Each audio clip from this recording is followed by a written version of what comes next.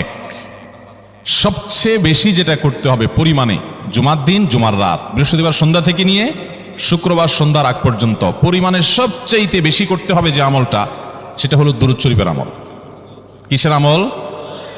ভাইরা, দুরূদ এমন একটা আমল, আপনি যদি শুধু দুরূদের এই আমলটাকে আঁকড়ে ধরেন, সবসময় আপনার মুখ দিয়ে দুরূদ বের হতে থাকে, পড়তে থাকেন, তো নবী করিম সাল্লাল্লাহু আলাইহি সাল্লামের ভাষ্য অনুযায়ী, তার ওয়াদা অনুযায়ী, ইদান তুকফা হাম্মুক ওয়া তুগফার যামবুক, তোমার যত পেরেশানি আছে নবী সাল্লাল্লাহু আলাইহি সাল্লাম বলেছেন, এই সব পেরেশানি দূর করার জন্য এই দুরূদের আমলটা যথেষ্ট হবে ইনশাআল্লাহ।